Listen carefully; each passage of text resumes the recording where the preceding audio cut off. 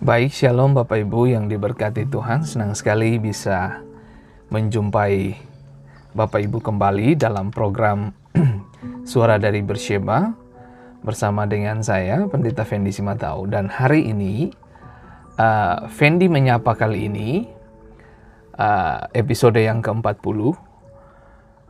Saya akan beri judul Mesbah Penyediaan. Kejadian 22 ayat 1 sampai dengan ayat yang ke-19. Shalom Bapak Elvis Usmani, Tuhan memberkati, dan Bapak Elvis Kolelsi dan Ibu Desi serta hamba Tuhan yang luar biasa Bapak Dadansu. Tuhan memberkati, selamat bergabung Ibu Ola Usmani. Dan hari ini kita akan bahas dari Kejadian pasal 22 ayat pertama hingga ayat yang ke-19. Dan selamat bergabung juga untuk Ibu Pendeta Titiwas. Senang sekali bisa melihat Bapak Ibu bisa join bersama dengan kami di sini.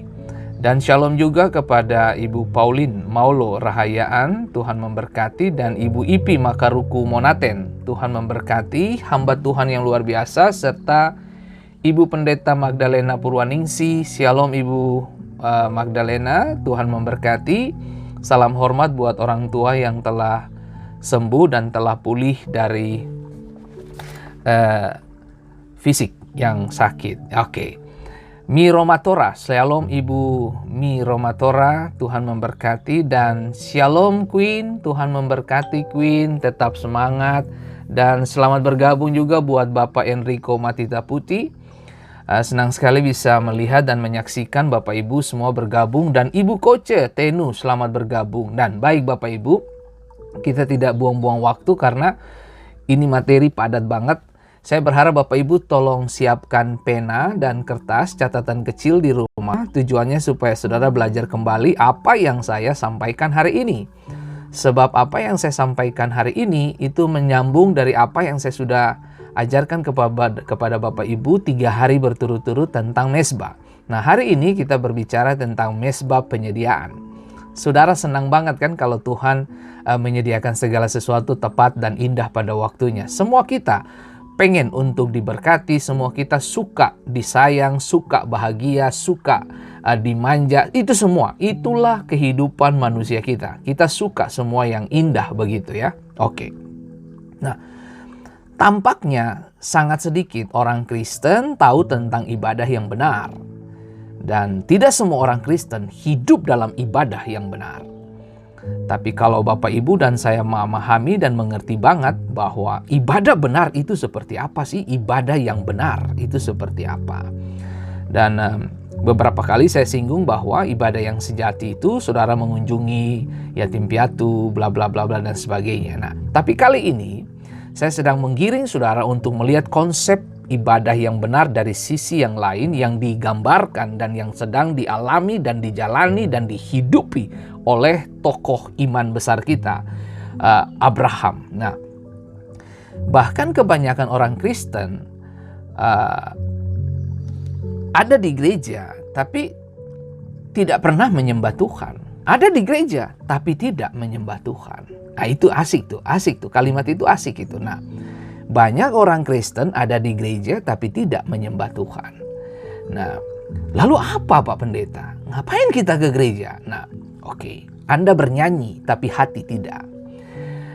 Nah, ini yang bakalan kita bahas ini Bapak Ibu. Nah, saya tahu, saudara harus tahu bahwa saya mendefinisikan kekristenan itu adalah agama hati. Nah, agama hati, kalau sesuatu yang lahir dari hati itu tidak bisa menipu. Dan Anda tidak bisa memaksa Anda untuk mencintai. Saya tidak bisa paksa Anda untuk mencintai seseorang. Tapi ketika hati itu tune dengan seseorang, apapun segala cara Anda ingin menyenangkan orang yang Anda cintai. Nah, pertanyaan saya adalah, apakah ibadah-ibadah Anda disertai dengan rasa kekaguman, rasa cinta, atau karena rutinitas dan keterpaksaan? Itu perlu dipertanyakan. Nah, itu perlu kita bertanya. Nah, Shalom Ibu Yani Sayetapi dan Ibu Dian Victory dan Bapak Ariel Mas Paitela dan Shalom juga untuk Ibu Rina Caniago, Tuhan memberkati, dan Ibu Jacqueline dan Ibu Sinta Ipasa, Tuhan memberkati, dan Bapak Marlon serta Ibu Bapak Henry yang diberkati Tuhan, dan Ibu Meiwas dan Trifosa PA. Apa kabar Trifosa? Oke, baik Bapak Ibu. Nah, kita kembali ke sini. Nah, kami pergi ke gereja, tapi kami tidak menyembah. Kami menyanyikan lagu-lagu, tapi kita tidak menyembah. Kita punya musik bagus di gereja, tapi kita tidak menyembah. Kita mendengarkan khotbah, tapi kita tidak menyembah. Kita ada di gereja, tapi kita tidak menyembah.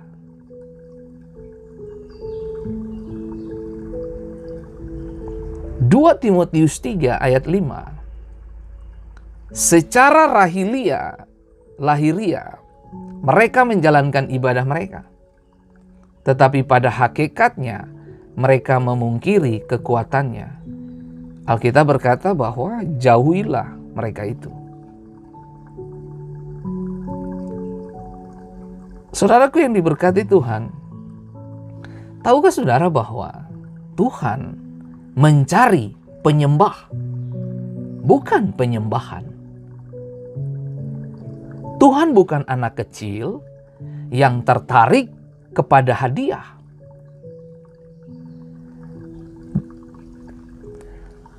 Tuhan bukan anak kecil yang tertarik kepada hadiah dan mengabaikan si pemberi. Tuhan lebih tertarik dengan penyembah.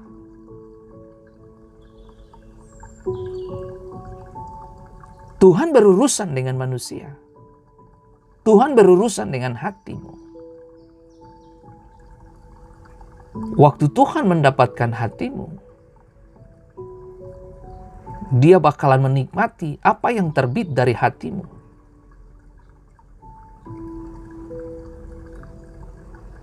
Cinta nggak bisa dipaksakan.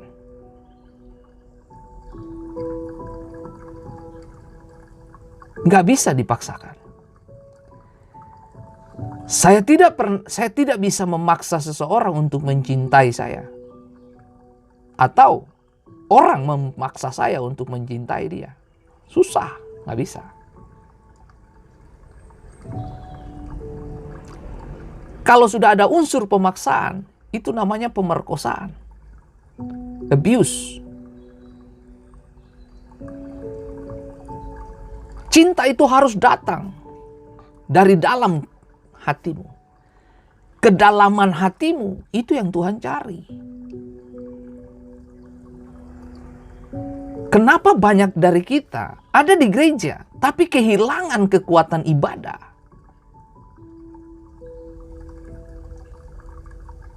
Kita berharap kita ke gereja, kita dapatkan solusi. Tapi tahukah saudara, tidak ada yang salah Anda mengharapkan solusi. Ketika saudara berdoa, menyembah, memuji, mendengarkan khotbah, tidak ada yang salah. Kita manusia, kita masih cari. Kita cari solusinya di mana ini untuk masalah-masalah saya. Kembali ke sini. Dia mencari penyembah, bukan penyembahan. Tuhan bukan anak kecil yang tertarik kepada hadiah dan mengabaikan si pemberi. Israel suka berkat Tuhan, suka berkatnya, tapi mengabaikan pemberinya. Anda bisa nonton dan lihat dan baca waktu mereka keluar dari tanah Mesir menuju tanah perjanjian, tanah Kanaan. Mereka suka melihat yang namanya penyediaan Tuhan. Tapi mereka mengabaikan si pemberi. Ibadah yang benar tidak tertarik pada menciptakan, tapi pencipta. Kita yang harus Hati kita harus tertarik kepada Pencipta, bukan berkatnya. Kita cinta sumbernya. Begini, kalau Anda cinta sumbernya, jangan tanya soal tangan sumbernya. Jangan tanya soal berkatnya. Jangan tanya tentang apa yang disebut pemberian-pemberiannya. Jangan tanya itu. Ketika Anda melakukan apa yang menjadi kesukaan Tuhan, jangan tanya soal penyediaan. Jangan tanya soal providensia, penyediaan, pemeliharaan dan sebagainya. Jangan tanya. Karena waktu kamu dapatkan hati Tuhan, kamu dapat semesta. Kamu dapat langit dan bumi. Saya paham betul kenapa manusia lebih bercermin kepada hal-hal lahiria. Karena dunia kita sedang bercermin dengan hal-hal yang sifatnya instan. Makanya dunia sekarang mengabaikan yang namanya proses. Semua orang ingin bekerja langsung dengan gaji yang tinggi.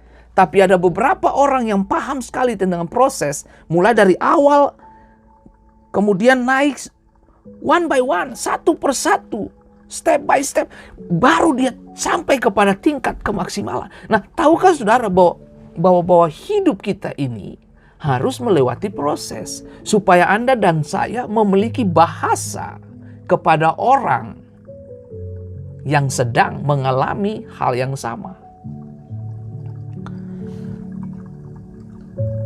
Masalahnya kita ke gereja, kita dihibur mengamati orang melayani. Jika kita datang dengan konsep seperti ini, kita mengalami kemunduran dari maksud dan tujuan ibadah yang benar. Kita berpikir bahwa pendeta, worship leader, song leader, singers, dan pemain musik, mereka adalah penghibur. Dan kita adalah penonton. Tahukah saudara bahwa di dalam ibadah yang benar, kita adalah pemain. Para pendeta dan pemimpin worship leader, song leaders, mereka adalah pengurus. Dan Allah adalah penontonnya.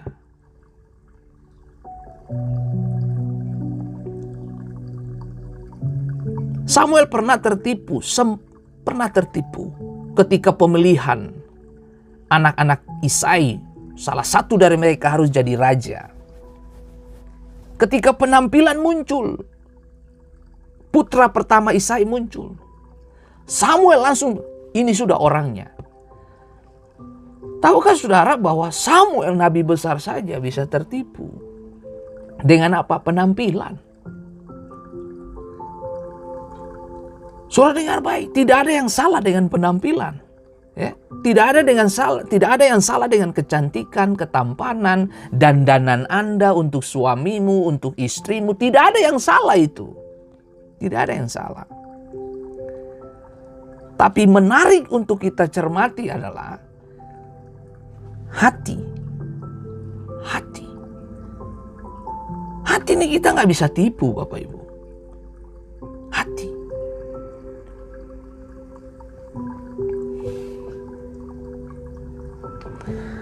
Ibadah yang benar, kita harus datang dengan kenyataan bahwa ibadah bukan untuk kita, tapi untuk Tuhan. Itu dia. Jadi bagaimana Pak Pendeta? Kita ke gereja biasa-biasa saja, nggak usah dandan. No, Anda harus berdandan. Rapi. Tidak harus menor bukan? Tapi rapi. Itu tanda Anda menghormati Tuhan. Tapi kiranya saudara ngerti yang saya maksudkan adalah sikap hati itu penting.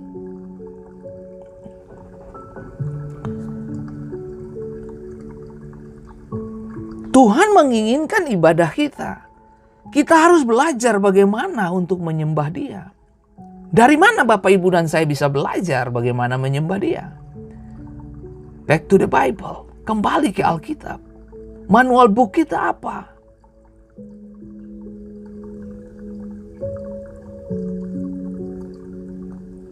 Kemarin saya beritahu kepada Bapak Ibu, Abraham membangun mezbah, orang Israel membangun mezbah.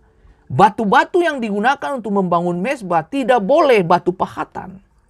Artinya apa? Nggak boleh ada konsep dan ide manusia di situ. Yang ada cuma ide Tuhan. Kain datang menyembah sama dengan Habel. Tapi Habel persembahannya diterima. Kain tidak. Apa motif, tujuan kita menyembah? Tuhan lihat itu.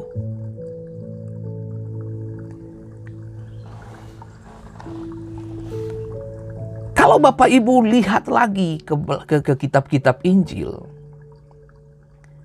orang kaya datang memberi banyak, tapi ada satu janda memberi hanya sekian peser. Dia beri 1 peser saja. Tapi itu yang terbaik. Manusia mengukur nominal, tapi Tuhan mengukur hati.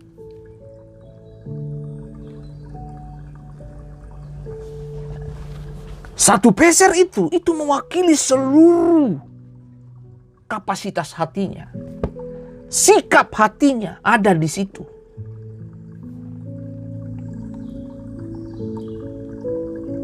Orang kaya datang kepada Yesus dan berkata, "Guru, bagaimana supaya aku bisa selamat bla bla bla bla bla bla." Tuhan bilang, "Oke, bikin ini, bikin ini." Oh, dia bilang, "Saya sudah bikin semua hukum saya sudah bikin." Jual hartamu. Mundur dia. Mundur. Ini yang saya mau kasih tahu. Loh, begini ya, jangan salah tangkap. Kekayaan itu penting. Kita perlu uang, kita perlu berkat, kita perlu makan minum. Gitu. Tapi dalam konteks yang saya maksud dalam orang-orang kaya yang datang kepada Yesus dan berkata bahwa, "Guru, apa yang harus kita lakukan ini untuk ikut engkau bla bla bla bla." Oke, jual hartamu bla bla bla bla. Karena Yesus tahu dia datang dengan pola yang tidak murni. Tuhan baca hati. Oke. Kejadian pasal 22, kita belajar tentang Abraham. Ini asik nih. Setelah semuanya itu Allah mencoba Abraham, menguji Abraham. Ia berfirman kepadanya, "Abraham," lalu sahutnya, "Ya Tuhan, sadap." Firman-Nya, "Ambillah anakmu yang tunggal itu yang engkau kasihi, yakni Ishak. Pergilah ke tanah Moria dan persembahkanlah dia di sana sebagai korban bakaran pada salah satu gunung yang akan kutunjukkan kepadamu." Bapak Ibu yang diberkati Tuhan, ini berat Bapak Ibu. Ini berat. Ini berat. Tahukah saudara, ibadah kita itu berat. Ibadah kita itu bobot, berat. Tuhan tidak segan-segan menghardik imam Farisi, Saduki, bahkan ahli Taurat soal ibadah. Karena ibadah kita itu berat. Tahukah saudara, kemuliaan itu diambil dari kata kabot yang artinya bobot, berat, kualitas. Orang yang berkualitas, dia tidak gampang mengikuti aliran-aliran yang ditawarkan oleh dunia. Orang yang berkualitas, dia tidak gampang mengikuti arus. Orang yang berat, orang yang penuh kemuliaan, dia tidak gampang mengikuti gelombang-gelombang yang ada di sekitarnya. Batu tenggelam, ombak di atas, tapi tidak menyentuh dia. Dia di dalam badai, tapi tidak mempengaruhi dia. Dia tetap stay. Orang yang berbobot, dia tidak gampang mengikuti pergerakan-pergerakan yang ditawarkan dunia. Yusuf ditawarkan dunia. Dunia tawarkan apa? Ketelanjangan. Nah, Yusuf ditawar ketelanjangan. Istri Potifar bugil di depan dia. Dia tidak terganggu. Itu berat Bapak Ibu. Yusuf itu berat. Kemuliaan itu berat. Ibadahmu itu berat Bapak Ibu. Makanya kita ibadah gak bisa main-main. Ibadah itu kenapa saya bilang dia berat? Karena dia mengandung janji untuk hari ini, besok, dan selamanya. Investasi yang berbicara sampai kepada kekekalan itu ibadahmu. Kalau kamu berat, kalau kamu berbobot, kamu gak bisa digeser oleh sesuatu yang disebut ringan. Ringan, gak bisa.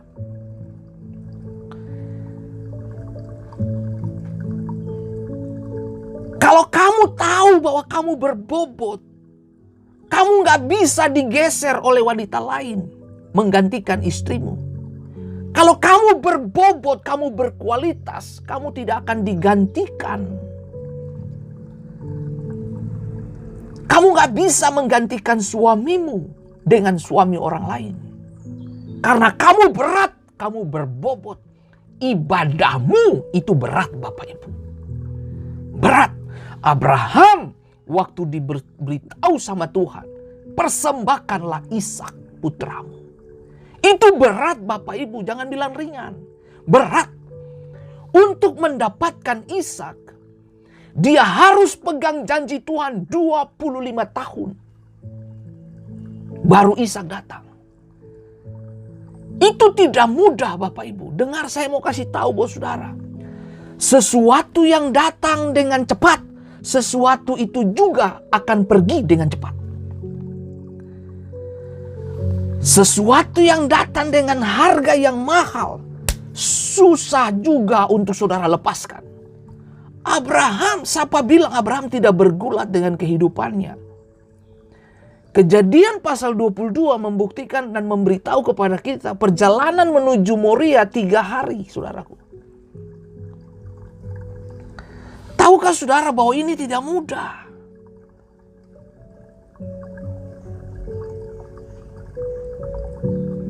Tidak mudah Bapak Ibu. Makanya saya bilang ibadah kita itu berat. Beratnya di mana? Waktu kamu menyembah Tuhan. Waktu kamu datang dalam kesakitan, waktu kamu datang menyembah Tuhan di tengah-tengah masalah hidupmu, itu berat untuk kamu angkat tangan. Tuhan, berat hidupku, berat. Tuhan, rasa sakit tubuhku masih ada. Aku dilukai, aku dibuli, aku disakiti. Berat bagimu untuk mengangkat tangan kepada Tuhan. Makanya saya bilang ibadahmu itu berat. Ibadahmu itu mahal.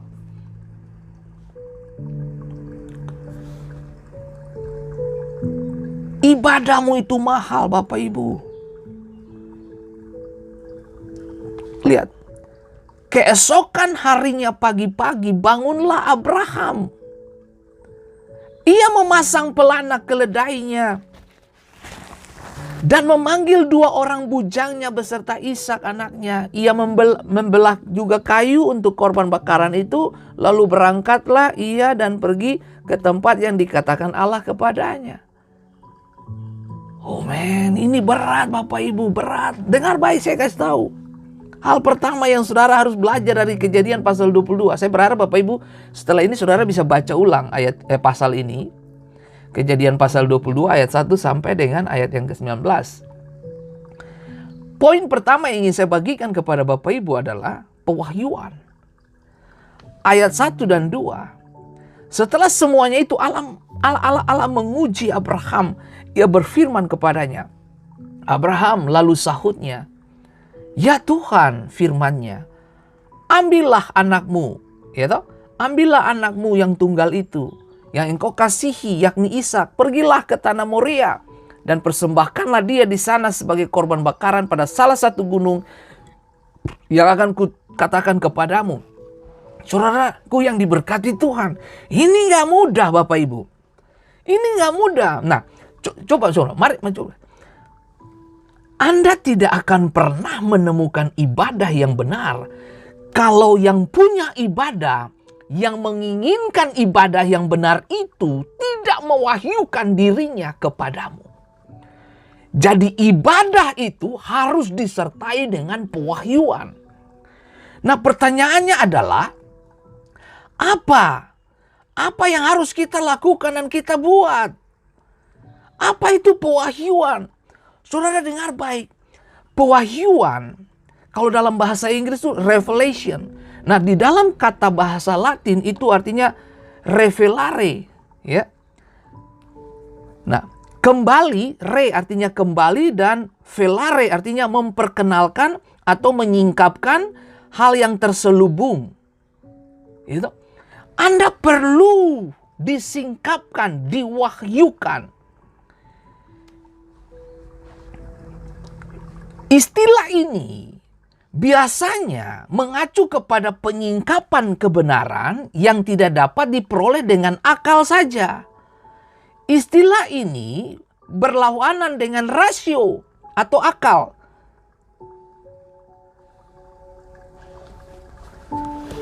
Jadi saudara dan saya, kalau Anda dan saya ingin mendapatkan kemurnian ibadah, saudara dan saya perlu yang namanya pewahyuan. Perlu disingkapkan, membuka hal-hal yang terselubung, memperkenalkan.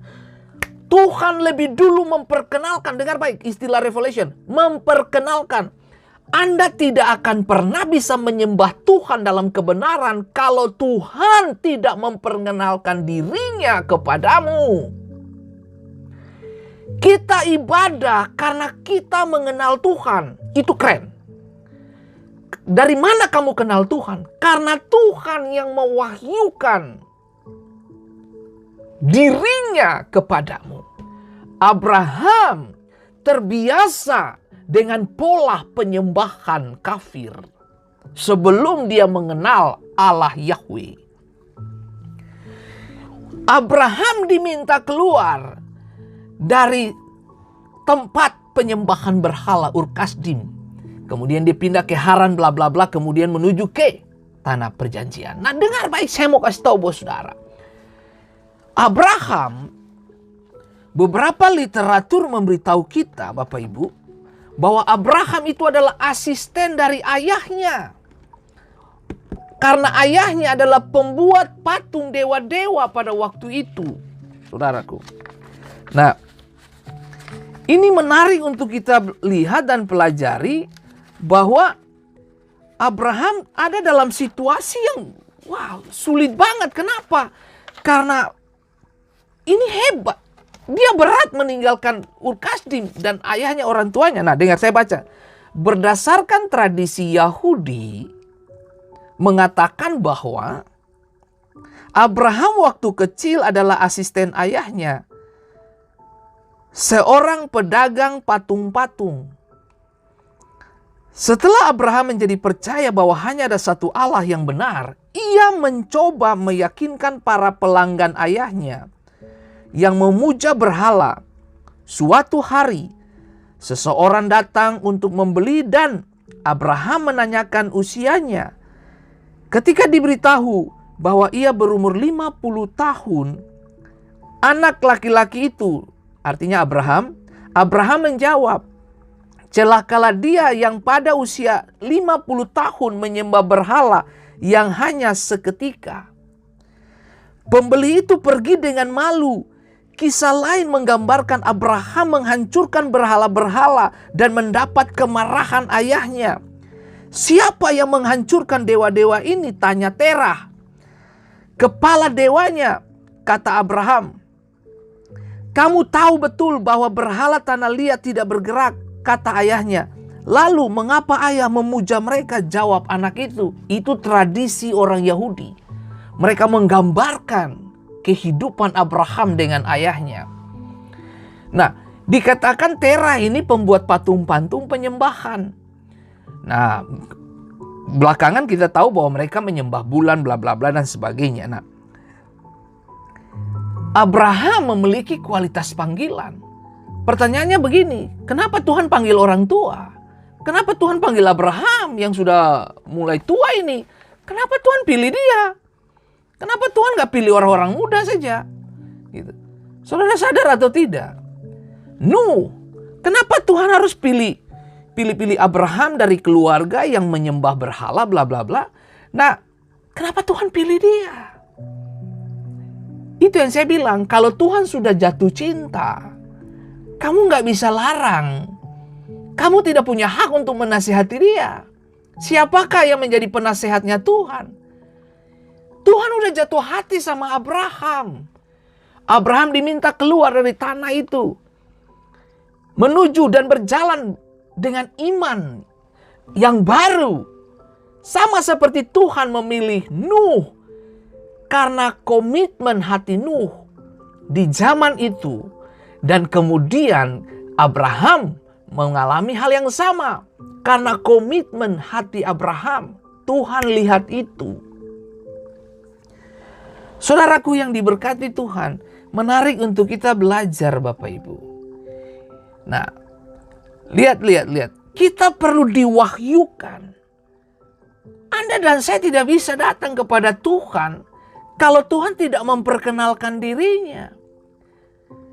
Kenapa Yesus harus datang sebagai manusia, menjadi manusia, supaya manusia mengenal Tuhan, memperkenalkan dirinya.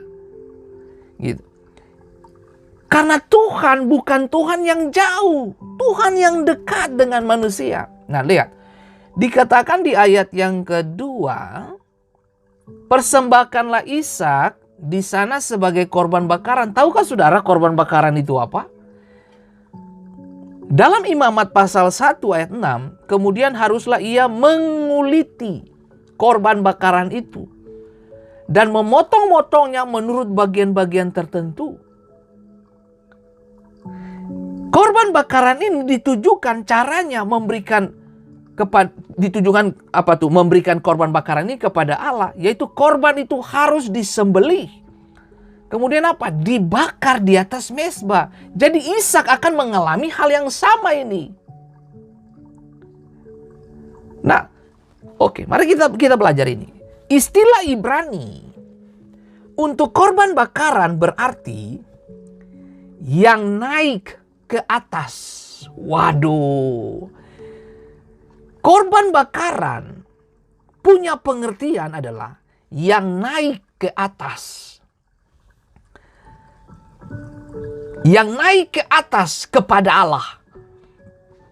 Seluruh korban dibakar habis.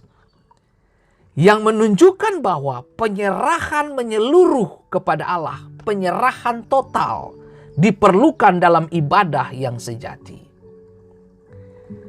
Pada saat bersamaan terliput juga pengampunan. Jadi di dalam korban bakaran itu terliput pengampunan. Ada unsur pengampunan di dalam. Imamat 1 ayat 4. Lalu ia harus meletakkan tangannya ke atas kepala korban bakaran itu, sehingga baginya persembahan itu diperkenan untuk mengadakan pendamaian baginya. Menekankan bahwa sebelum para penyembah dapat mengabdikan diri kepada Allah, mereka harus disucikan dari dosa. Itu sebabnya saya katakan tadi Bapak Ibu, kabot, berat, bobot, kualitas. Sesuatu yang berkualitas, kamu tidak gampang menukar dengan yang lain, karena yang kamu punya itu yang terbaik.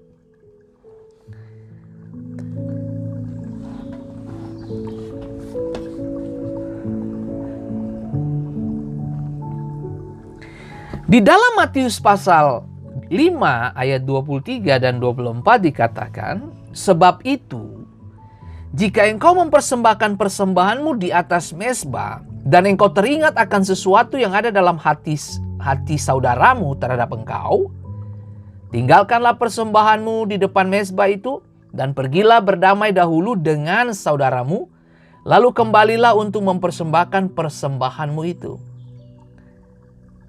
Ini yang saya bilang.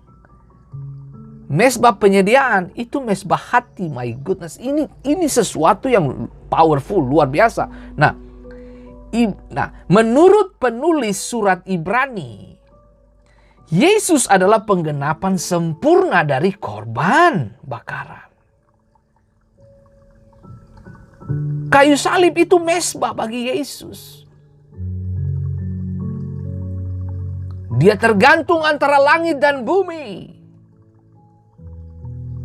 untuk mendapatkan saudara dan saya. Di ayat yang ke-10 dari Ibrani pasal 10. Dan karena kehendaknya, inilah kita telah dikuduskan. Dengar. Karena kehendak Allah, bukan kehendak kita. Dengar, kita tidak punya ide untuk penebusan. Kita tidak punya ide untuk pengampunan. Kita tidak punya ide untuk menebus salah. Kita nggak punya ide untuk menyenangkan Tuhan, saya kasih tahu. Nah, dan karena kehendaknya inilah kita telah dikuduskan satu kali. Perhatikan, satu kali untuk selama-lamanya. Oleh apa? Persembahan tubuh Yesus Kristus. Jadi ini jelas berbeda, saudaraku. Beda, makanya ibadah kita itu ibadah yang berbobot, ibadah yang berkualitas. Berat ibadah kita itu. Sering saya katakan kemuliaan Tuhan itu mahal. Tahukah saudara kenapa orang paling suka bikin dosa? Karena dosa itu ringan. Gosip itu ringan. Kata-kata makian itu ringan. Tapi kebenaran itu bobot, berat. Berat diucap, dilakukan oleh daging. Daging suka dengan apa yang ringan. Daging suka dipuji. Daging suka, daging gila hormat. Daging ini Bapak Ibu, daging suka dipuaskan.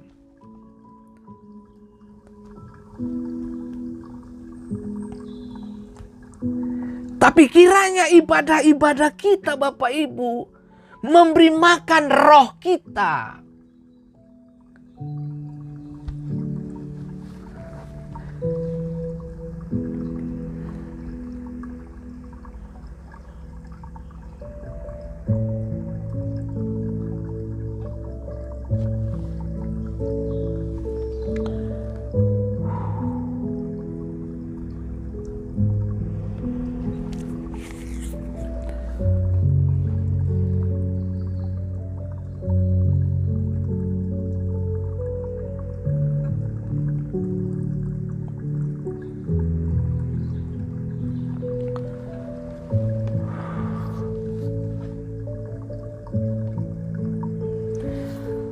Saudaraku yang diberkati Tuhan,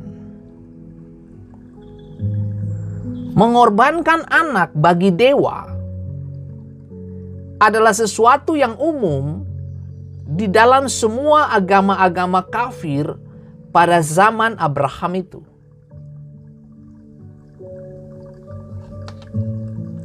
Orang kafir pun mempersembahkan anaknya.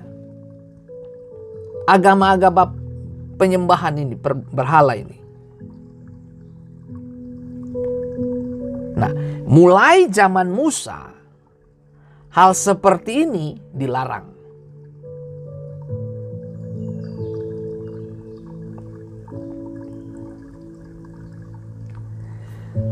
Tetapi pada zaman Abraham jelas bahwa larangan ini belum ada. Mempersembahkan anak kepada dewa.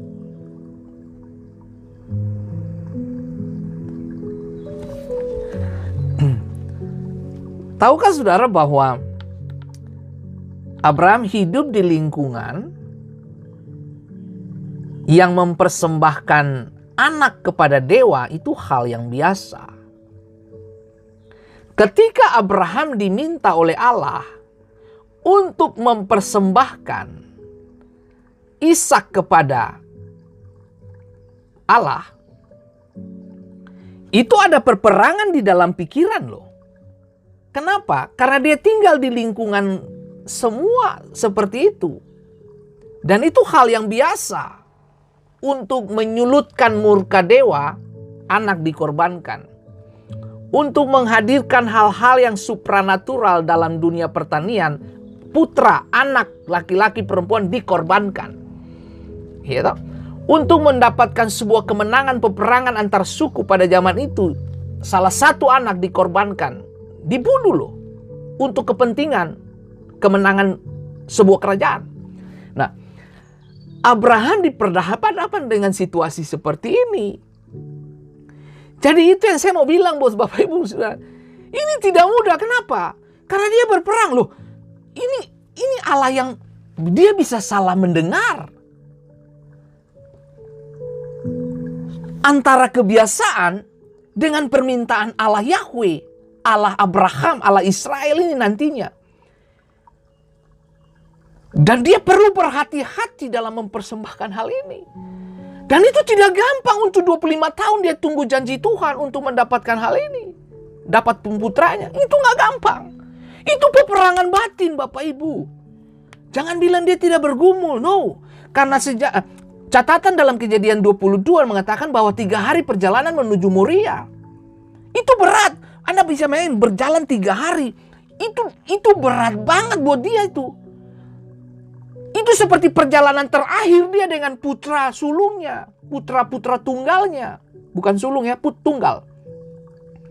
Putra tunggalnya. Ini perjalanan terakhir. Saudara bisa bayangin 3 hari itu saya bisa merasakan. Itu saya berpikir.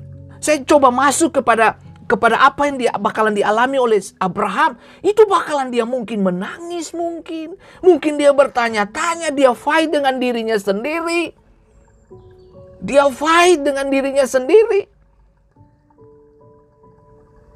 Saudara bisa bayangin coba.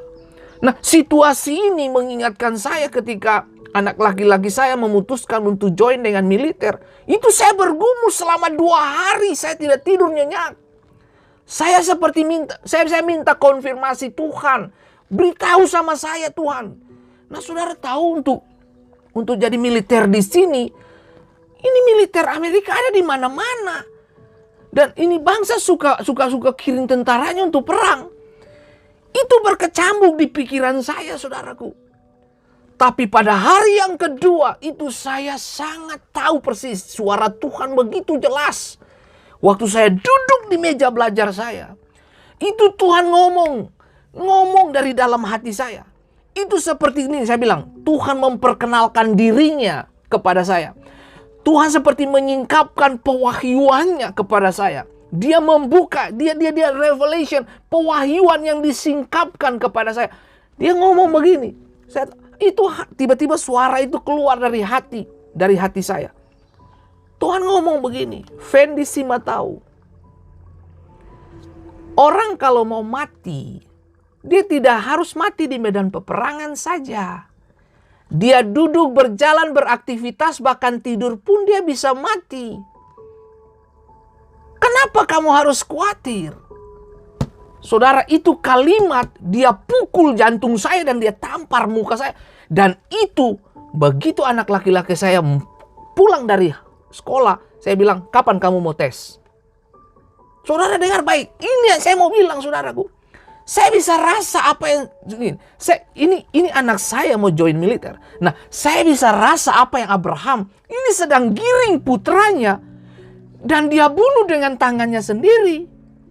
Seperti saudara tadi saya katakan, korban bakaran itu korban yang dikuliti dan dipotong bagian-bagiannya untuk dikorbankan. My goodness, ini bisakah saudara lihat ini? Bahkan korbannya dibakar habis. Kehilangan bentuk. Ini gak gampang Bapak Ibu. Tidak mudah Bapak Ibu. Makanya saya bilang, ibadah yang benar, itu Anda perlu pewahyuan dari Tuhan. Beberapa hari lalu saya beritahu kepada saudara-saudara, datang ke mesbah Tuhan, jangan bawa agenda pribadimu. Datang ke mesbah Tuhan, minta Tuhan bicara, minta Tuhan wahyukan dirinya kepadamu. Datang ke mesbah Tuhan, jangan banyak bicara, tapi izinkan Tuhan yang berbicara kepadamu. Sudah terlampau banyak kita berbicara banyak kepada Tuhan, tapi kita tutup kuping kita ketika Tuhan bicara balik. Saudaraku yang diberkati Tuhan, kiranya pesan ini mendapat tempat di setiap hati kita. Allah sendirilah yang memberikan Ishak kepada Abraham. Dan sekarang Allah menguji apakah Abraham lebih mencintai Tuhan atau pemberiannya. Aduh, itu yang saya bilang Bapak Ibu. Tuhan cari penyembah. Dia tidak cari kamu punya penyembahan. Dia cari apa? Penyembahnya. Dia cari hatimu. Ada banyak orang berdiri di mimbar tanpa hati. Kamu berdiri di mimbar hanya karena tugas. Makanya kamu tidak bisa, kamu tidak merasakan, kamu tidak mengalami kuasa ibadah. Kamu berkhotbah hanya karena posisimu sebagai hamba Tuhan atau pendeta. Secara organisasi. Tahukah saudara yang diberkati Tuhan? Segala sesuatu yang dikerjakan berdasarkan tugas, hasilnya beda dengan sesuatu yang dikerjakan berdasarkan hati. Anda mengajar sebagai guru, kenapa Anda begitu antusias mengajar? Karena Anda dibayar dari satu sisi lain. Tapi ada banyak guru yang berdiri di depan kelas, belum tentu memiliki hati dalam mengajar. Kamu berdiri di situ karena tuntutan pekerjaan atau karena Anda dibayar, digaji. Saudaraku yang diberkati Tuhan, menarik untuk kita belajar Bapak Ibu. Anda berdiri, saudara, apa saja yang kamu lakukan dan kerjakan selama tidak keluar dari hati, semuanya akan kembali menjadi sampah. Hati harus ketemu hati. Tadi pagi anak perempuan saya dia baru bertanya begini, "Papa, Tuhan kan maha tahu." "Iya sayang, dia bukan si maha tahu." "Papa nih, saya serius ini." "Iya sayang, apa yang kamu mau tanyakan?" Tuhan kan maha tahu. Kalau dia maha tahu, kenapa harus dia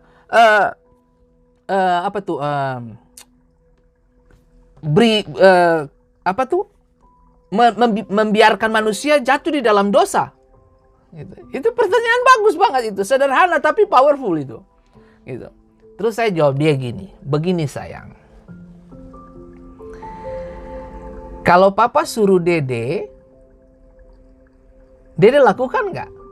Lakukan. Oke. Kenapa kamu lakukan?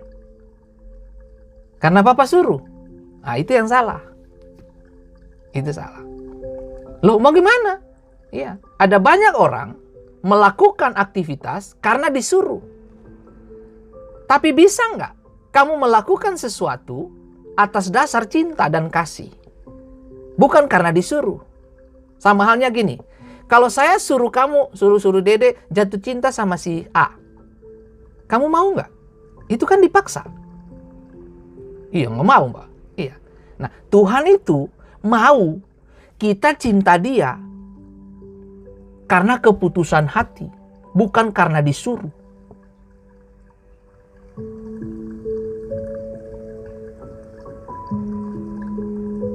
Kalau hati ketemu hati, tidak bisa dipisahkan, bos. Anda tahu cerita itu, Juliet dan Romeo. Itu hati kalau sudah ketemu hati, begitu sudah. Nah, saudara, iya. Sekarang Papa tanya kamu, kenapa kamu mau melakukan pekerjaan rumah?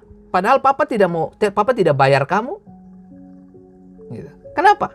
Karena kamu anak. Karena kamu sayang keluargamu, kamu mau mengerjakan pekerjaan rumah. Seperti mencuci piring, vakum apartemen. Iya tak? Tapi Papa dan Mama tidak bayar. Kenapa? Kamu tidak digaji. Kenapa kamu mau lakukannya? Karena kamu sayang. Kenapa papa perhatikan kamu? Kenapa papa siapin kamu makan siang, makan malam? Kenapa papa beli kamu snack? Papa manjakan kamu. Mau antar kemana? Ayo kita pergi, hangout bareng, ngopi bareng dengan kamu. Kenapa papa melakukannya? Sayang, cinta. Nah, sesuatu yang keluar dari dalam tidak akan pernah berbohong.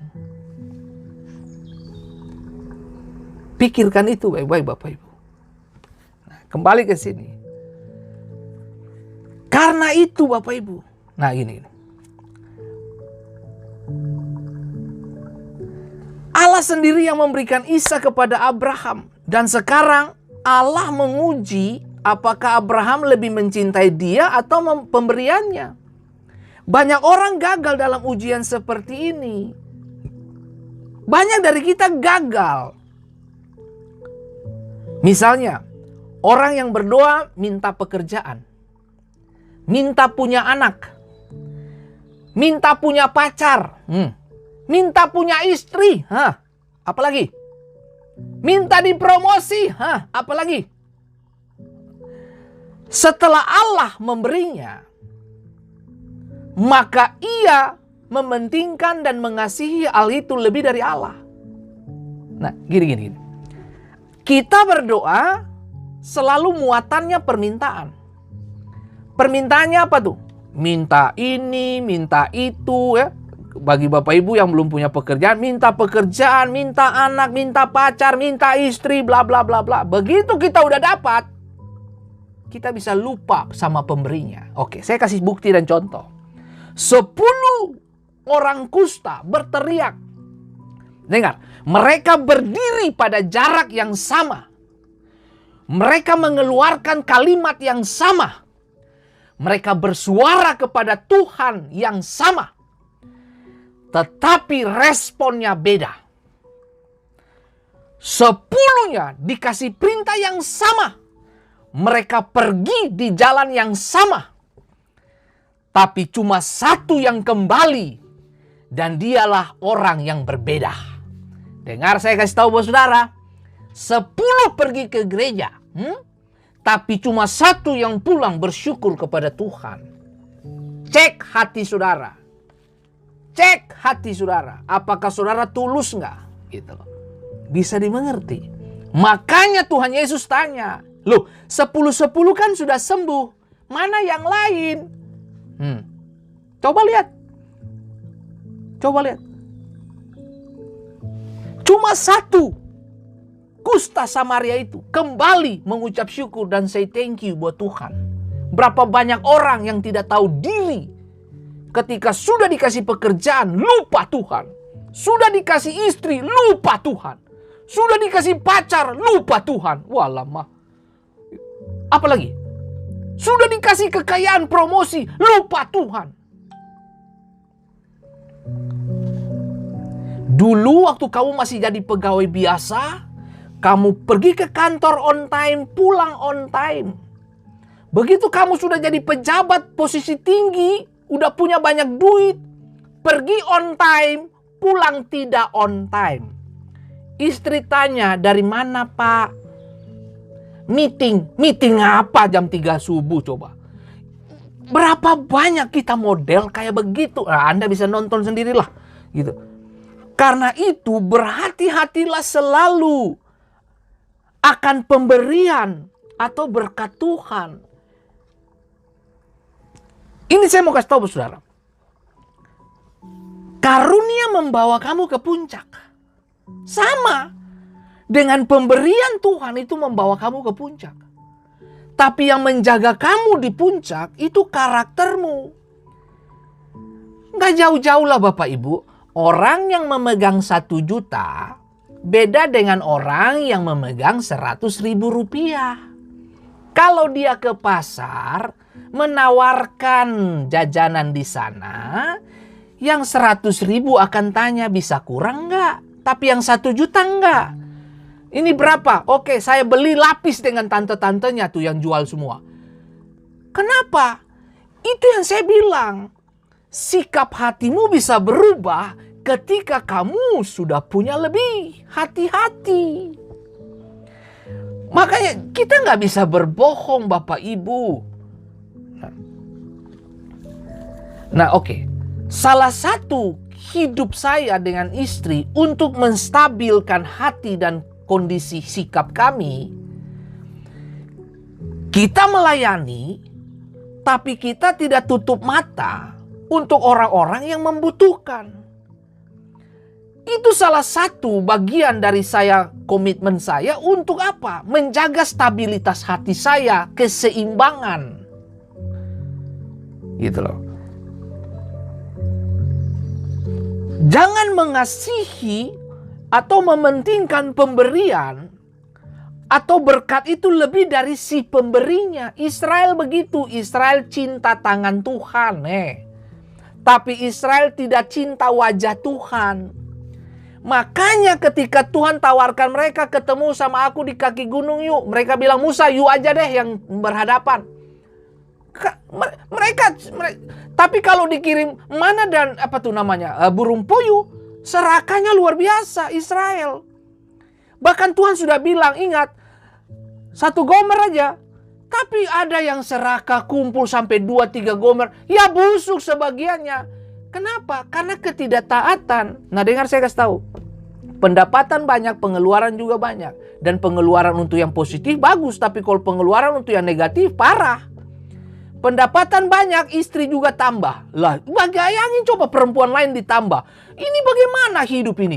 Nah Anda bisa sadar ibadah kita itu berat. Makanya saya bilang menjadi orang Kristen itu berat. Jangan bilang ringan. Berat. Pikula salib. Apa itu maksudnya? Bunuh dagingmu. Salibkan dagingmu setiap hari. Itu gak gampang saudara. Saudara pikir jadi Kristen itu datang berdoa di gereja selesai? No. Anda pulang, Anda kebentur dengan berbagai situasi dan kondisi yang memperburuk situasimu bahkan. Tapi pertanyaan, apakah kamu masih tetap berdiri dan konsisten dan berhadapan dengan mezbah demi dan untuk menyelami dan menghidupi dan merangkul dan bernafas, berenang dalam agenda Tuhan? Itu yang menjadi pertanyaan. Nah, ibadah yang benar didasarkan pada pewahyuan Allah. Pewahyuan apa? Kalau pewahyuan Allah datang, itu dia bunuh daging. Dia hancurkan daging. Dia bunuh semua egoisnya manusia. Dia bunuh demi dan apa? Untuk kepentingan Tuhan. Ibadah itu untuk kepentingan Tuhan. Kenapa Abraham diuji dengan berikan putramu yang tunggal itu? Berikan putramu kepadaku. Kalimatnya jelas, Tuhan bilang berikan anakmu yang kau kasihi. Karena Tuhan sudah tahu ini anak dapat sayang luar biasa. Kenapa? Karena ditunggu 25 tahun. 25 tahun untuk mendapatkan Ishak itu nggak gampang Bapak Ibu. Aduh mensano minum dulu Pak. Oke baiklah. Nah ini kalau so bicara banyak ini mesti 1 galon begitu toh.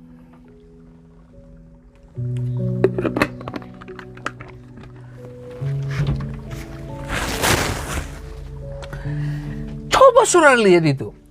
Nonton loh Bapak Ibu. Coba lihat. Nontonlah kehidupan ibadahmu. Apakah kamu tepat enggak? Apakah kamu benar enggak?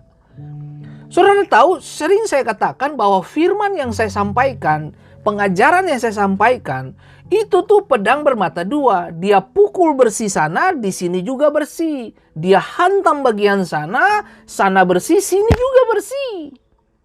Jadi kita sama-sama dibersihkan oleh firman yang sama. Nah coba lihat ini. Ibadah yang benar didasarkan pada pewahyuan Allah. Ibadah tidak berdasarkan saya suka atau tidak suka. No. Hal ini tidak didasarkan pada preferensi atau kesukaan pribadi saya. Atau prioritas. No. Hal ini didasarkan pada pewahyuan Allah tentang dirinya seperti yang ditemukan dalam Bible, saudaraku. Jadi kalau saudara tidak bermaksud untuk bunuh daging sampai ayam tumbuh gibi, ibadahmu tidak akan berpengaruh apa-apa kepada dunia bahkan dirimu. Kenapa? Karena di mezbah dagingmu masih nonjol. Makanya korban bakaran itu dibakar habis. Tidak ada bentuk. Artinya apa? Bentuk dagingmu habis. Yang muncul apa? Keharuman. Korban itu artinya yang menuju ke atas. Korban bakaran itu. Dia punya pengertian itu. Yang naik ke atas. Apa yang naik ke atas? Sikap hatimu yang benar. Itu bicara, saudaraku. Saya berharap Bapak Ibu pengajaran ini mendapat tempat di setiap hati Bapak Ibu semua. Dan memberikan kita sebuah gambaran yang jelas bagaimana kita harus setiap hari membunuh daging kita.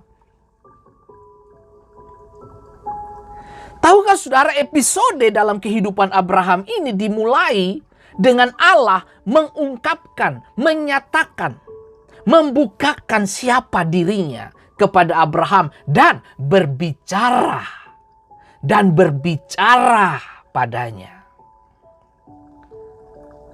Karena ibadah yang benar didasarkan pada Bible Alkitab, satu-satunya pertanyaan yang perlu ditanyakan, sarana ibadah kami adalah apakah mereka Alkitab atau tidak?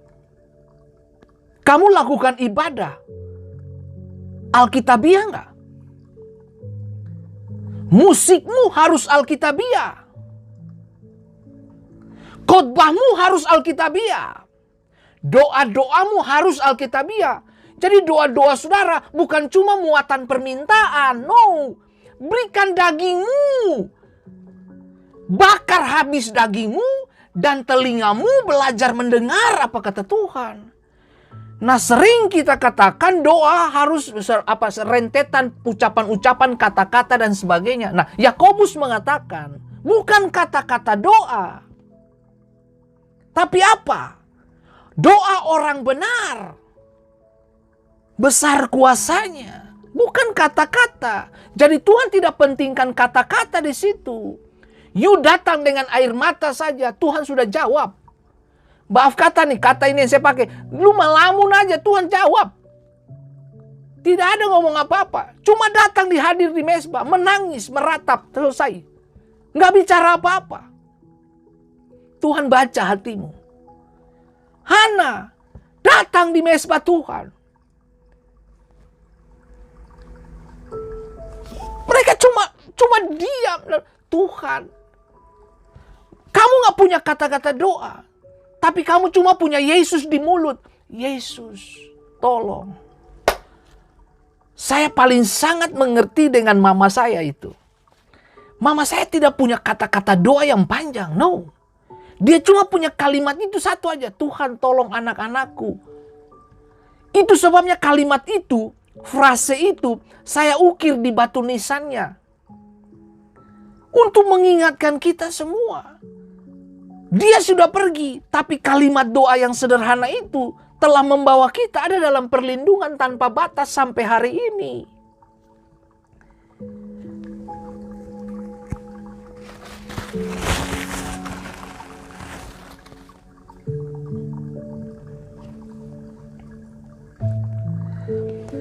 Saudara dan saya harus memastikan bahwa Allah yang kita sembah adalah Allah yang ada di Alkitab. Dan bukan Allah yang kita buat sendiri. Seperti tadi saya katakan. Waktu Bapak Ibu, waktu kita bermasalah, kita berharap segera solusi datang. Tapi kita sendiri pun tidak mau masuk di dalam proses, yaitu apa? Mendengarkan Tuhan. Paling sering kita datang dengan kata-kata doa, bukan? Sekali lagi ya, saya minta maaf. Tidak ada yang salah dengan Anda berdoa meminta, oke? Tapi paling 90% kita punya isi doa itu permintaan. 10% kita tidak, 10% mungkin kita mendengar dari Tuhan. Nah, coba dibalik. 10% permintaanmu dan 90% kamu minta Tuhan bicara. Itu nggak gampang Bapak Ibu. Itu nggak gampang. Abraham, Tuhan berfirman, itu janji-janji semua. Tidak gampang Bapak Ibu. Gini, sama seperti pemain sepak bola harus mempelajari buku bagaimana bermain untuk menjadi pemain yang baik sehingga permainannya tuh connect dengan yang lain. Satu teman dengan teman yang lain tuh connect. Nah, sama saudaraku. Waktu saudara datang menyembah, saudara perlu mempelajari Alkitab. Sebab Alkitab itu adalah manual book untuk saudara datang menyembah. Kalau saudara penuh dengan kebenaran, waktu saudara menyembah pun itu berisi. Sekali lagi, kemuliaan itu kabot, itu bobot, berat, dan kualitas. Orang yang kenal Tuhan, orang yang berkualitas. Orang yang berkualitas dan bobot dan berat itu, mereka tidak gampang mengikuti hal-hal yang ringan. Dosa itu ringan. Kenapa saya bilang ringan? Karena semua orang suka melakukannya. Tapi kebenaran itu berat karena tidak cocok dengan daging. Daging tidak suka kebenaran, daging tidak suka keadilan, daging tidak suka kasih sayang, daging tidak suka panjang sabar, lemah lembut. Itu dia nggak suka. Dia suka apa? Dia suka balas jika kamu disakiti.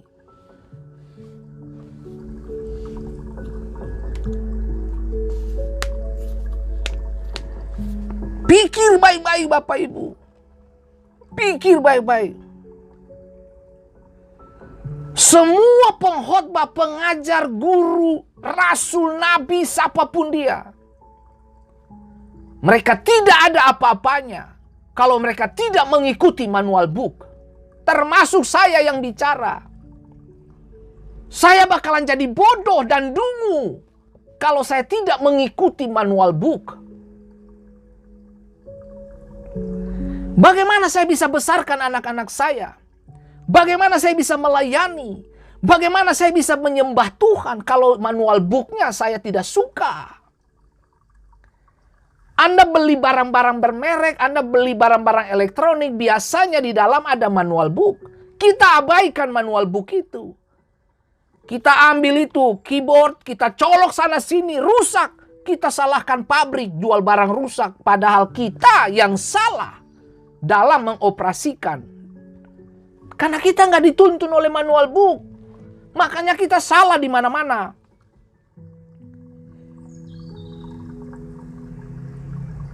Saudara dengar baik. Pewahyuan itu penting untuk saudara menemukan penyembahan yang benar.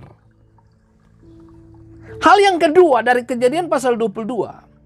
Di ayat yang ketiga dikatakan, keesokan harinya setelah dia terima firman Allah, setelah dia terima pewahyuan Tuhan, setelah Tuhan memperkenalkan dirinya, setelah Tuhan minta untuk diserahkan Ishak.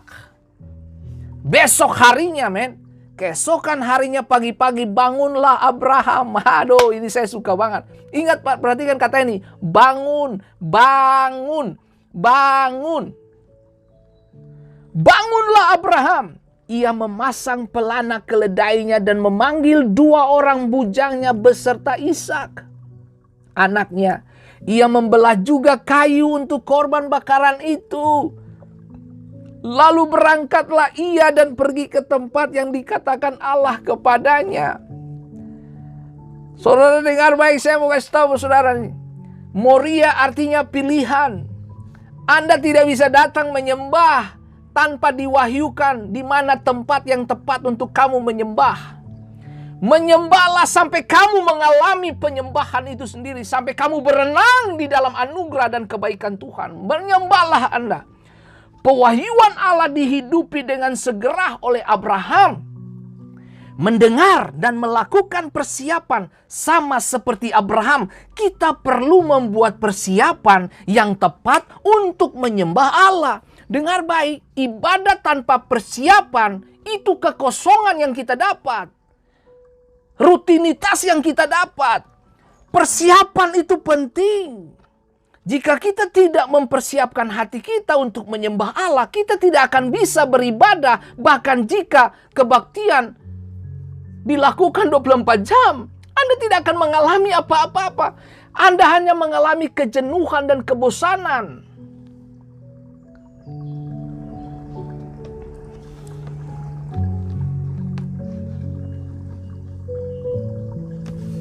Sama seperti Albert Einstein ngomong begini. Anda duduk dengan wanita cantik 1 jam, tapi Anda berasa 5 menit. Bisa nggak saudara duduk dengan Tuhan, saudara rasa seperti baru 5 menit?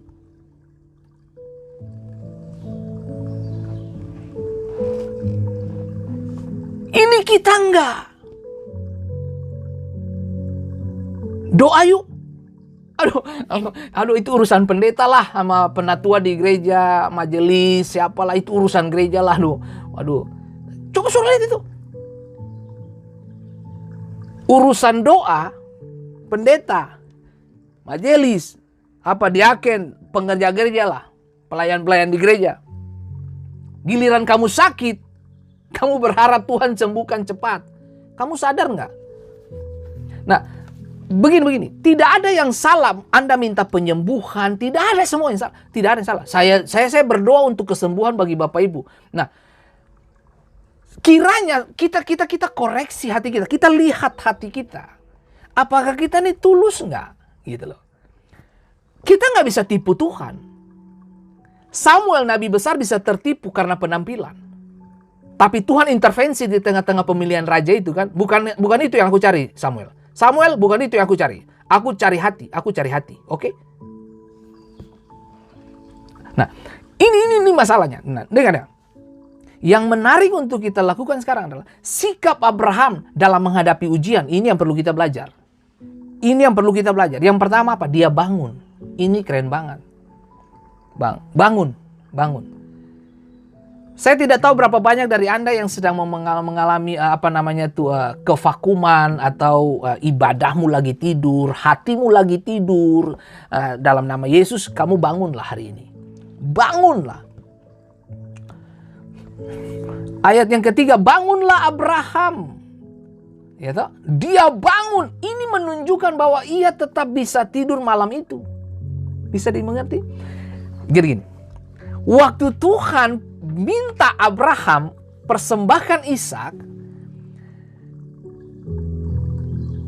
Abraham bisa tidur. Ini hebat ini. Abraham bisa tidur itu loh.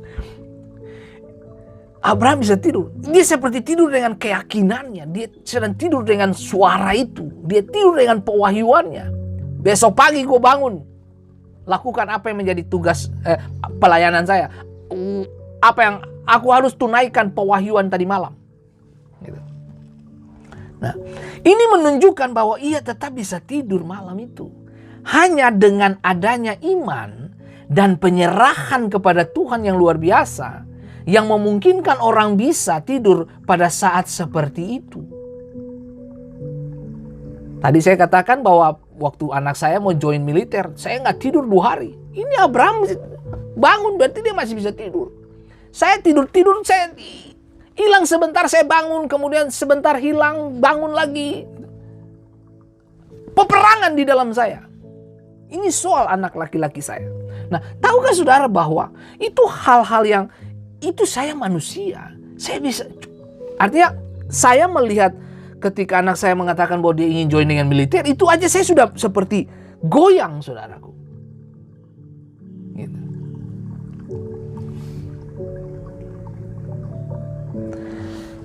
Di ayat yang ketiga, dia langsung taat langsung.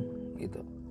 Rupa-rupanya Abraham ini terbiasa dengan kebiasaan itu, taat, langsung kerjakan.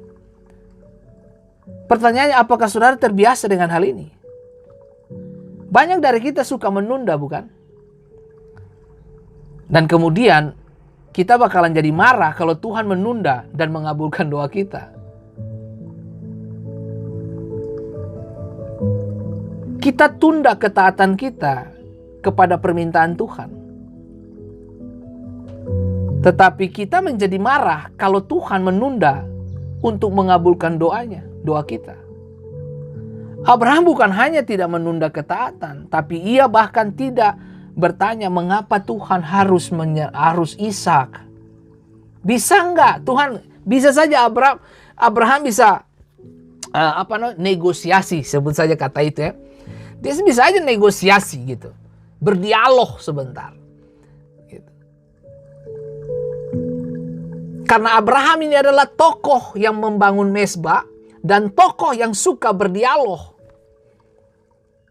Dari mana saya mengambil kesimpulan bahwa dia adalah tokoh yang suka berdialog? Alkitab menjelaskan kepada kita, Abraham mengunjungi daerah-daerah asing, dia selalu membangun mezbah, satu. Kemudian yang kedua, waktu situasi Lot mau di bumi hanguskan Sodom dan Gomora, dia doakan untuk Lot dan keluarganya. Dia berdialog dengan Tuhan. Ini menandakan bahwa ini orang sangat dekat dengan isi hati Tuhan. Tuhan punya isi hati ada di orang ini. Makanya dia suka berdialog. Nah begini Bapak Ibu, mezbah itu tempat di mana Anda berdialog dengan Tuhan. Berdialog berarti dua belah pihak saling ngomong. Nah banyak dari kita rubah mezbah, kita ubah fungsi mezbah untuk naikkan permintaan-permintaan saja. Tapi kita tidak pernah memberi telinga kita untuk mendengar apa yang Tuhan mau untuk kita lakukan.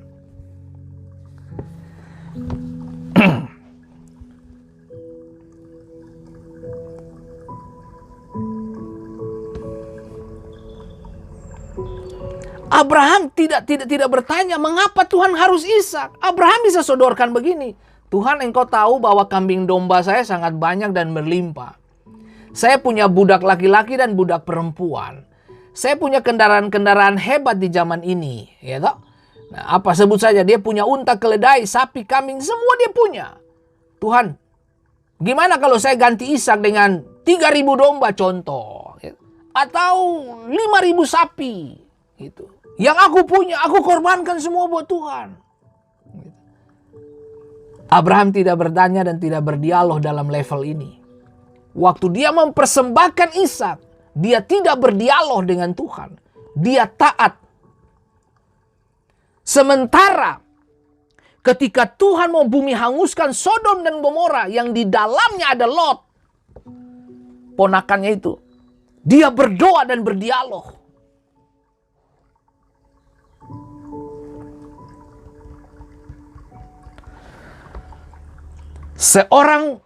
Seseorang pernah berkata begini, perintah-perintah Allah tidak untuk dipertanyakan, tetapi untuk dilaksanakan.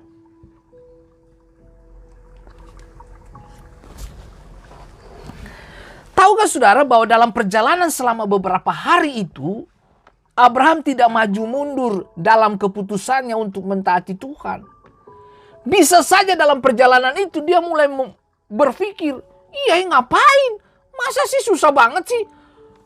Masa harus pergi ke Moria dan sebagainya? Dengar baik, untuk sesuatu yang mahal, untuk ibadahmu yang melahirkan pewahyuan-pewahyuan baru, Anda perlu bayar harga berjalan jauh. Abraham untuk mempersembahkan Ishak, dia jalan 3 hari untuk mendapatkan wilayah Moria.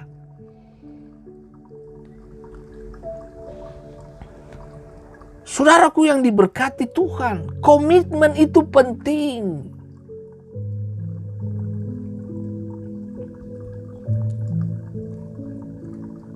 Abraham tidak mundur Bapak Ibu. Abraham tidak mundur. Ini poin yang ketiga Bapak itu. Pemisahan. 3 hari perjalanan itu berat Bapak Ibu. Itu berat. Nah, hal yang ketiga, pertama pewahyuan. Kedua apa tadi ya, saya lupa lagi itu. Persiapan. Dan yang ketiga adalah pemisahan. Di ayat yang keempat dan 5 dikatakan, ketika pada hari ketiga Abraham melayangkan pandangnya, kelihatanlah kepadanya tempat itu dari jauh. Masih perjalanan Bapak Ibu. Untuk mempersembahkan korban, untuk memberi Ishak menjadi korban bakaran, dia harus jalan 3 hari men. Nah, kata Abraham kepada kedua bujangnya itu, tinggallah kamu di sini dengan keledai ini. Aku beserta anak ini akan pergi ke sana. Kami akan sembahyang. Sesudah itu kami kembali kepadamu. Nah, ini yang paling saya sukai, saudaraku. Nah, pada titik tertentu, dengar, catat ini. Pada titik tertentu dalam perjalanan Abraham, Abraham meninggalkan hamba-hambanya di belakang. Maksud apa ini, saudaraku? Hal ini sangat mungkin bahwa mereka akan campur tangan ketika mereka menyadari bahwa Abraham akan mengorbankan putranya. Dan Abraham tidak akan membiarkan apapun mengalihkan perhatiannya dari menyembah. Artinya dia tidak sertakan hamba-hamba berjalan bersama mereka. You tinggal di sini. Kami akan pergi sembahyang kepada Tuhan. Dan saudara dengar baik. Dia tidak melibatkan hamba-hambanya. Saudaraku yang diberkati Tuhan, dengar. Kata-kata Abraham kepada bujangnya ini, perhatikan kata ini, frase ini, tinggallah kamu di sini. Mengapa Abraham tidak membiarkan mereka ikut ke puncak gunung? Karena ia tidak mau bujang-bujang itu menghalanginya membunuh Ishak. Kemungkinan mereka akan menjadi penghalang untuk korban ini dijalankan. Ia berusaha untuk menyingkirkan semua hal yang bisa menghalanginya untuk mentaati Tuhan. Andai kata saudara yang menjadi Abraham, mungkin sekali saudara justru akan membawa 20 bujang untuk ikut naik ke puncak gunung. Kita kan suka banyak orang, saudaraku. Ya, maka saya bilang, kalau Tuhan mewahyukan dirimu kepada Anda, Andalah yang bertanggung jawab untuk menyelesaikan pewahyuan itu. Orang lain gak bisa ikut. Tuhan panggil Abraham keluar dari Ur Kasdim. Tuhan tidak bicara kepada Lot, tapi Tuhan bicara kepada Abraham. Abraham dan Lot harus melakukan pemisahan. Tahukah saudara bahwa hidup kekristenan kita ini akan tiba waktunya, akan ada pemisahan. Lalang dan gandum, gelap dan terang harus terpisah, dipisahkan. Nah, saudara dengar kata kudus tadi, itu dipisahkan. Untuk apa? Tujuan tertentu. Abraham dengan Ishak jalan bersama ke gunung dan bujang-bujang tinggal di sini. Itu pemisahan. Nah, orang yang tidak diwahyukan akan bertanya-tanya, kenapa sih kita nggak disertakan? Oh, sabar dulu. Kalau kamu disertakan, kemungkinan besar kamu jadi sandungan. Kamu jadi penghalang. Makanya jangan cemburu. Kalau lihat orang diberkati, lihat orang dipakai Tuhan luar biasa, jangan cemburu. Karena dia sedang menjalankan fungsi panggilannya.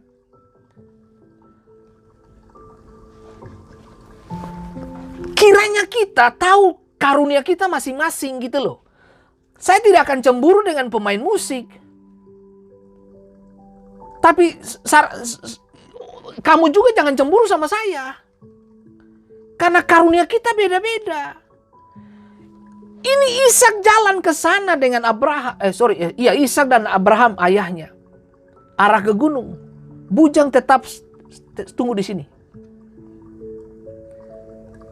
Kalimat-kalimat Abraham ini kepada bujangnya memiliki dampak yang sangat-sangat powerful buat kita. Selain dia ngomong tinggallah kamu di sini. Nah, dengar baik saya. Budak di zaman perjanjian lama itu tidak boleh bantahan dalam bentuk apapun. Tidak boleh bantah. Bantah selesai. Artinya bantah kamu mati. Itu budak itu. Fungsi budak kalau tuannya kedinginan, itu perutnya bisa dibelah untuk menghangatkan kaki tuan. Kaki tuan dibawa masuk ke dalam perutnya yang dibelah itu untuk menghangatkan kaki tuannya. Jadi budak gak ada harganya. Mereka taat. Mereka taat kepada Abraham.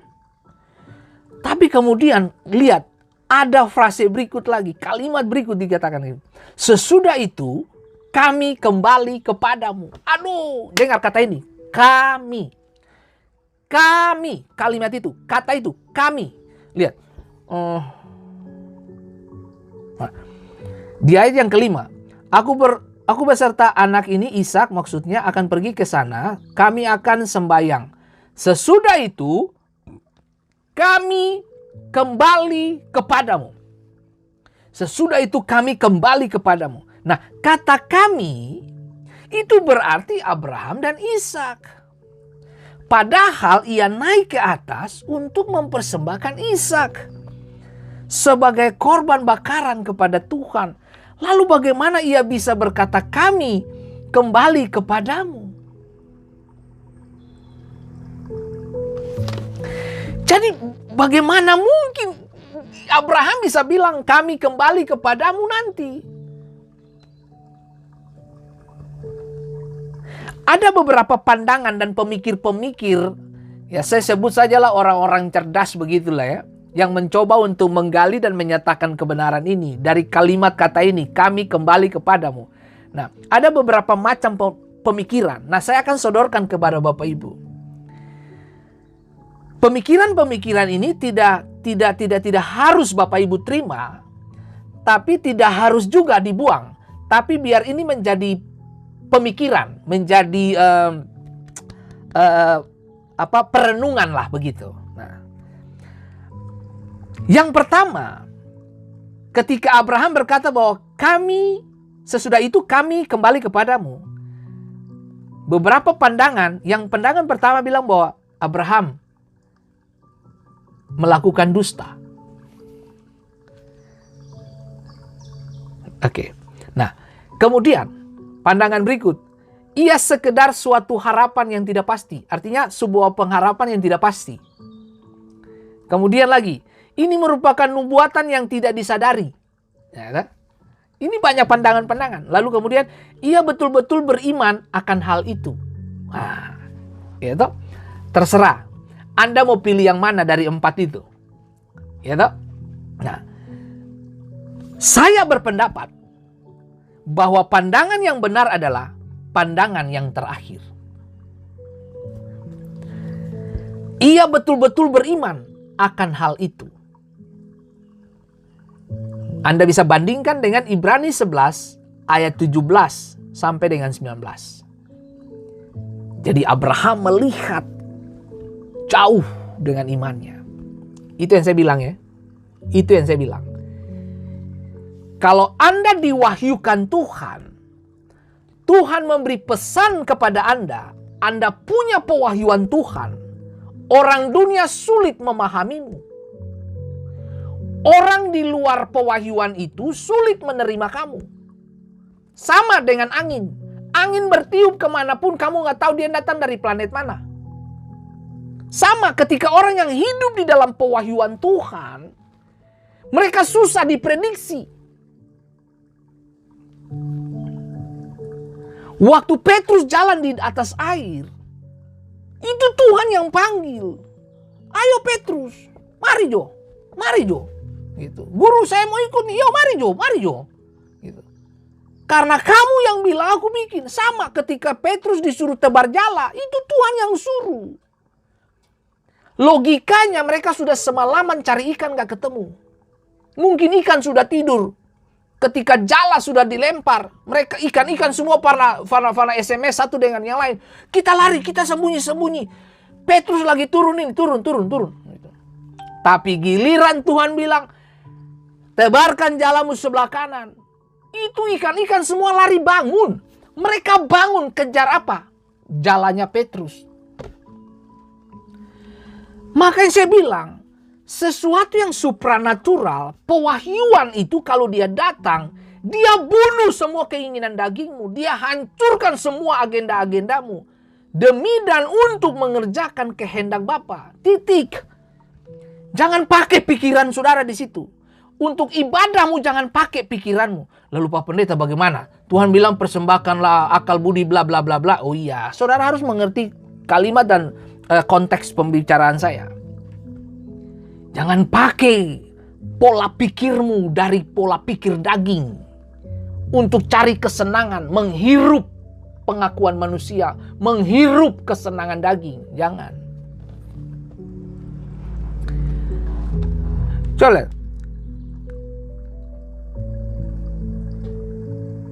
Saudara bisa bayangin.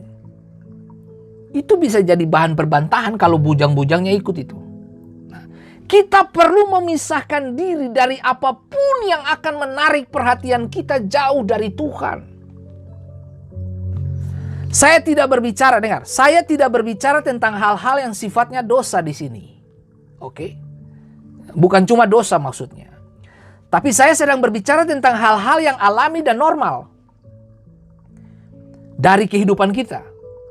Hal-hal seperti apa? Pekerjaan, keluarga, keuangan. Semua ini bisa mengalihkan perhatian kita dari menyembah Allah.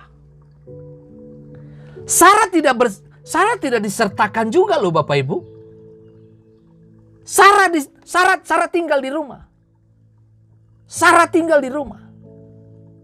Abraham bawa bujang. Bujang tinggal di situ. Mereka berjalan. Itu yang saya mau kasih tahu buat saudara. Waktu kamu beribadah berjalan dengan Tuhan, kamu punya orang-orang yang memperkenalkan Tuhan kepadamu. Tapi pada waktunya kamu akan tinggalkan mereka. Kamu terus berjalan. Kemudian kamu tinggalkan yang lain lagi. Tapi kamu terus berjalan. Sampai kamu ketemu yang namanya pewahyuan.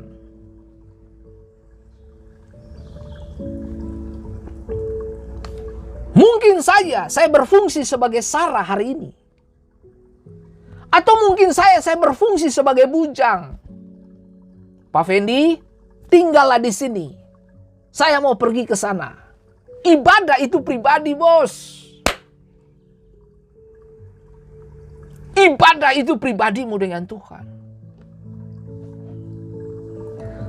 Sarah tidak disertakan di situ. Kadang-kadang kita harus sendiri dengan Tuhan. Itu berat, betul, berat. Saudaraku, itu berat. Itu berat. Kenapa program ini dibangun untuk apa? Fendi Menyapa ini dibangun tujuannya untuk kita saling mendoakan, bahu-membahu mengerjakan kehendak Allah. Karena kalau sendiri itu berat. Kamu rasa kehidupan ini begitu berat. Tahukah saudara bahwa ibadah itu berat?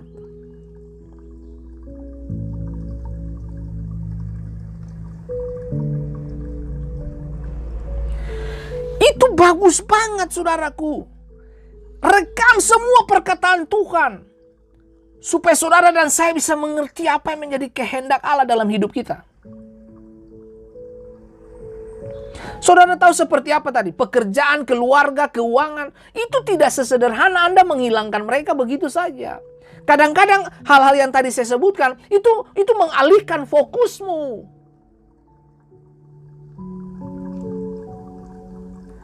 Alkitab berkata, barang siapa yang mengasihi Tuhan, tapi masih cinta kepada yang dunia mau, dia nggak layak.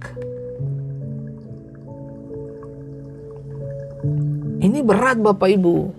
Makanya saya bilang, kemuliaan itu dari kata kabot itu.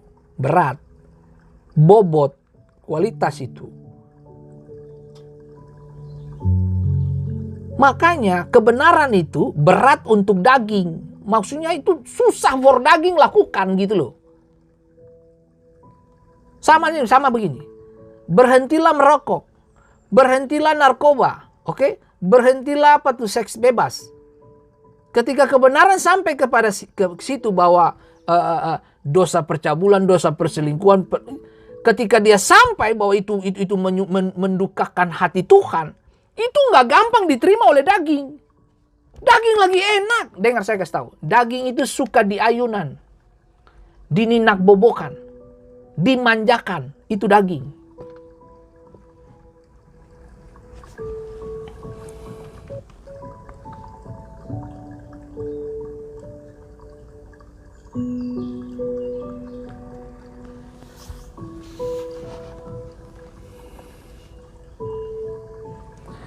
Saya juga mau kasih tahu kepada semua kita di tempat ini.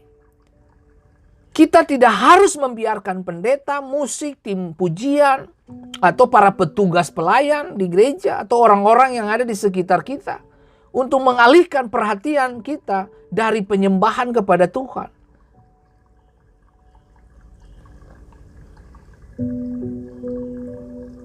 Abraham tidak terganggu. 3 hari perjalanan. 3 hari perjalanan itu bakalan ada diskusi-diskusi ringan dong. Gitu.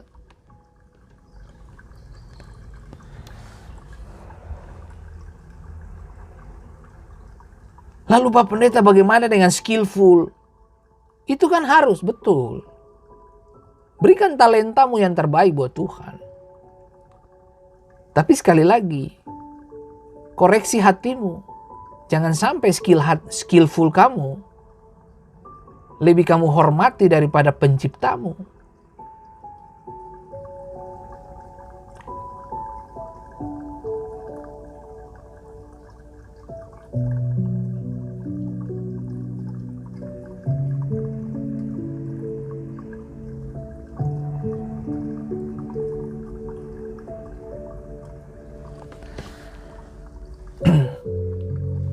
Saudaraku yang diberkati Tuhan, bacalah manual bookmu supaya ibadah kita bergairah buat Tuhan. Baca. Besok hari kita akan melanjutkan Kejadian pasal 22 ini. Kita akan lanjutkan kembali dan kita akan coba membedah apa yang menjadi kebutuhan kita. Selalu ingat, mulai dari apa? Ibadah yang sejati, ibadah yang benar. Pastikan Anda diwahyukan. Kemudian yang kedua, Anda harus persiapan. Abraham persiapan. Dia bangun, kemudian dia taat. Dan dia tidak berdialog dengan Tuhan. Untuk perintah Tuhan, Anda perlu taat. Dan dengar baik, dan yang ketiga adalah perpisahan. Pisahkanlah dirimu. Ketika kamu sudah punya pewahyuan, Anda harus pisahkan dirimu dari kehidupan kebanyakan orang. Artinya, Pak Pendeta, saya harus bertapa kah? No. Anda tetap di rumah.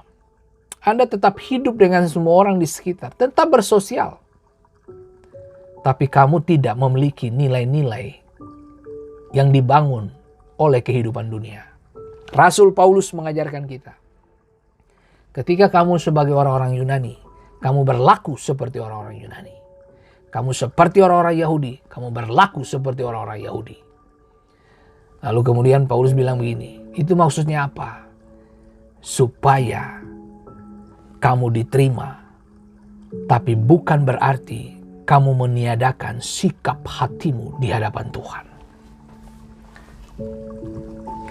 Yusuf, Daniel, orang-orang hebat dipakai Tuhan. Mereka ada di dalam dunia, mereka tetap di dunia, tapi mereka tidak kehilangan nilai-nilai dunia.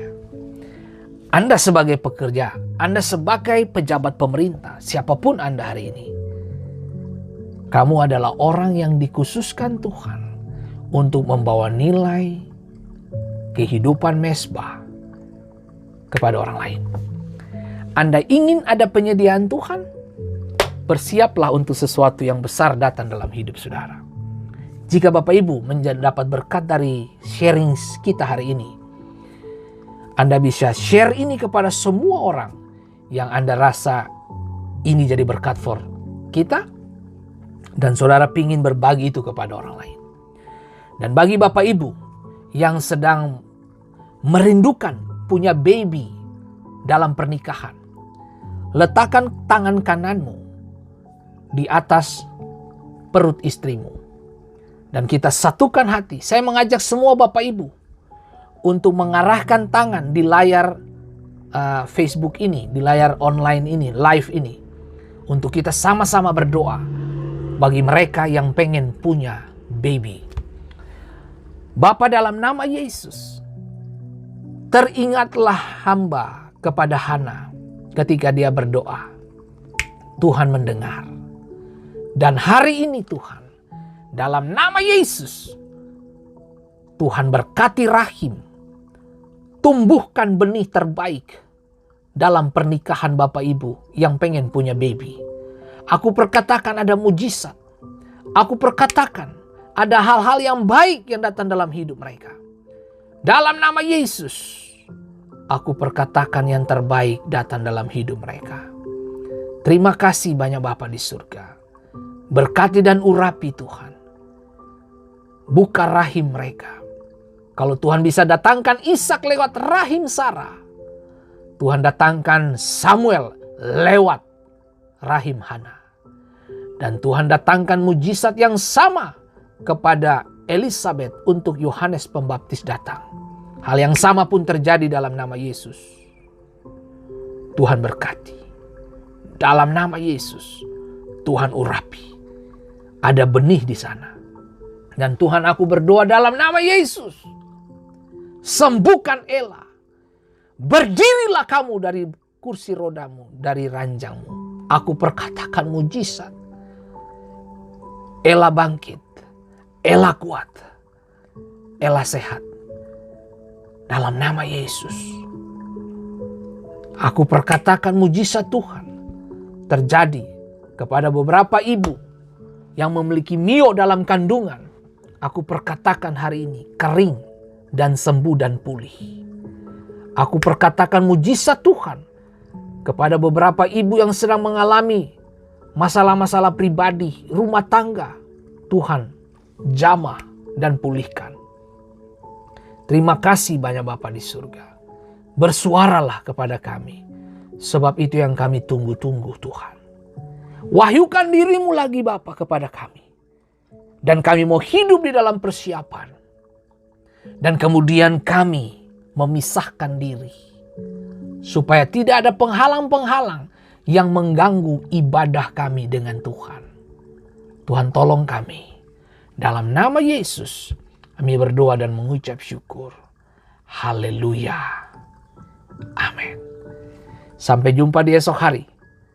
Dalam waktu dan program yang sama. Bersama dengan saya Pendeta Fendi Simatau.